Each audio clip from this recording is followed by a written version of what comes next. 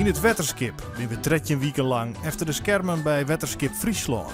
Ons wettersysteem wordt bedreigd door planten en beesten die je net van oorsprong libje. Dit zijn exoten. Een bekende bedreiging voor ons dieken is de muskusrat. Een aantal jaar verlien waren er nog 5000 van in Friesland. Nu zijn dat er nog maar een paar honderd. En aansjoggen we bij Jan van der Sluis hoe dat gaat. Net hier is een hele grote bouw, maar dat jouwt wel om heen. Dat mist ongeveer een dikke kuub groen uit. En ze verstouwen per hier een kuub groen per rot. Je zou dan denken, maar er zijn ook een heel soort planten die het wettersysteem behoorlijk vernielen kunnen. En kun ook helpen bij de bestrijding van deze planten. Wij staan nu bij Makkum op de Zeedijk. De Zeedijk is belangrijk voor de bescherming van het achterland. En we staan hier op het verharde gedeelte, dus de basaltglooiing. En we staan hier bij een besmetting van Japanse duizendknoop. Wat zijn ze? Ja, dit zijn ze hoor. Hier ook nog aan de rand. En waarom is dat nou zo'n probleem? Op deze locatie is het een probleem omdat de stevigheid van de kade, de stabiliteit van de kade kan hierdoor aangetast worden als je dit ongemoeid laat gaan. Dus dan zijn we gewoon de stevigheid kwijt.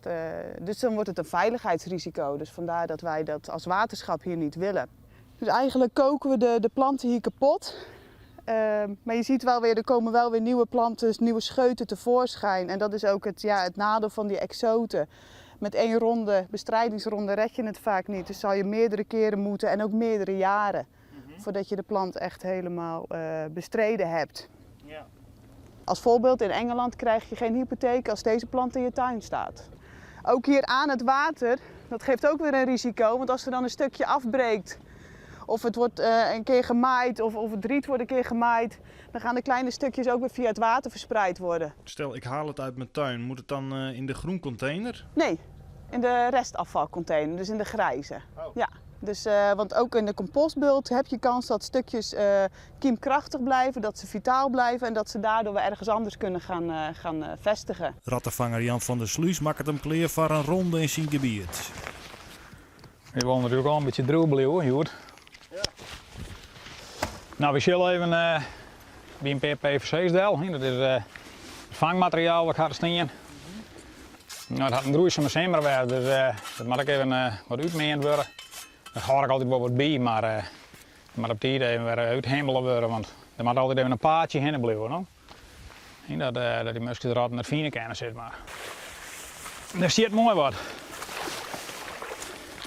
Vroeger hadden de muskusratten het wel geen, maar die hebben we zo goed onder controle. Dan mag ik het zelf doen. Hè?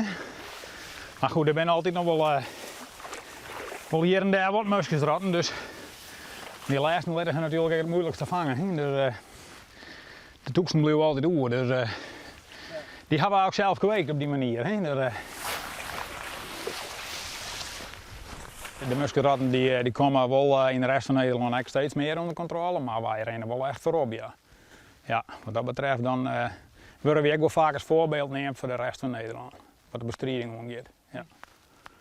Als ik mijn gebied bijvoorbeeld goed onder controle heb en een collega net, nou, dan help ik hem.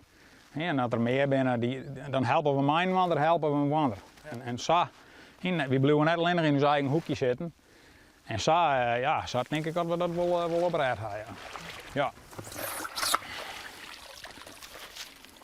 Nou, we hebben in ieder geval een vangst. Maar dat is net eigenlijk wat we graag wonen, maar dit is de gevlekte Amerikaanse rivierkreeft. Dat had vroeger ooit een inheemse soort geweest, rivierkreeft, maar deze die nam een virus mee. Wat er zelf wel ook. Maar uw eigen inheemse rivierkreeft net, dus die ben zo goed als eigenlijk al hier uitstonden. En deze is van het plak om. Een vrij invasieve soort die dat heel goed doet. Die eet lietse visjes en viseikers. Ik wil weer van beschermde vissoorten. Het is eigenlijk net zo'n welkome gast hier. Dus, Daar ben je in de muskusratten mee, hoor.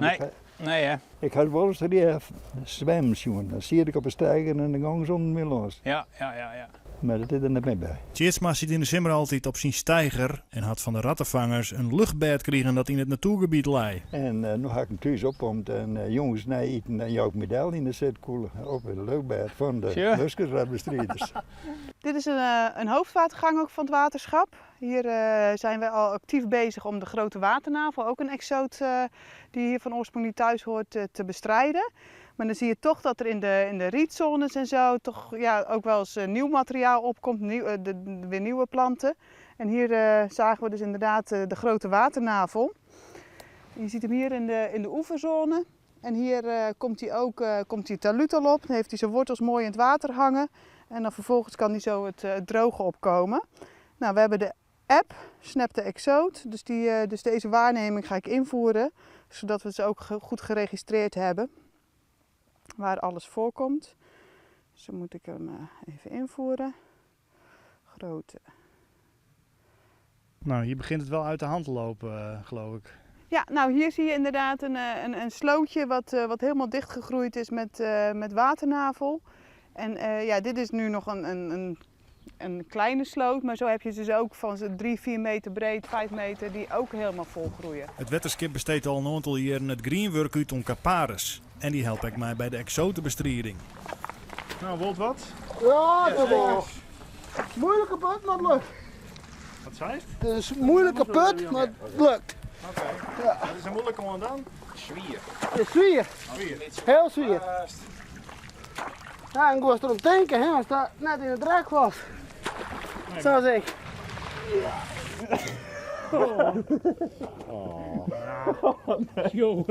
Dat is het niet. Nee, het vraagt natuurlijk van onze jongens best wel wat om met zo'n hekkel door de weilanden te lopen. Ja goed, dat is indirect aan het werken. En de ene dag lopen we 5 kilometer omdat we niks tegenkomen. Ja, en de andere dag is zo'n sloot als wat je hier achter ons ziet. Daar staan we dan wel een dag, 2 dagen in.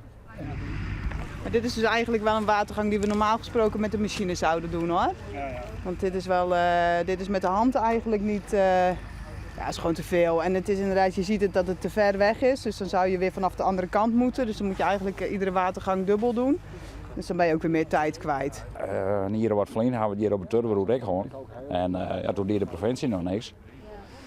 Ja, totdat er op een gegeven moment van Heugenhoorn zijn we hadden van ja, maar gewoon even de boorden kunnen net met erheen komen. En toen waren ze bij de provincie ook werken. En dus we doen nu in samenwerking met de provincie doen we dus dit gedeelte Turvenroute houden keer. Het is voor ons van een Caparis uit dus een hartstikke mooie klus voor de jongens.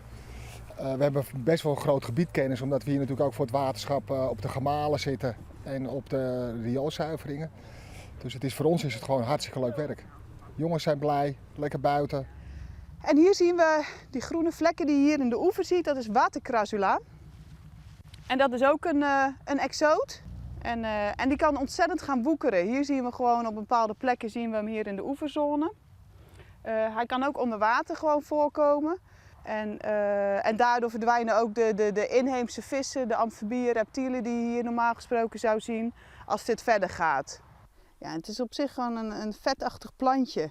Wat we eraan kunnen doen zou afgraven zijn. Afgraven en dan moet je die grond afgraven plus een flinke laag grond en die moet je dan afvoeren als besmette grond.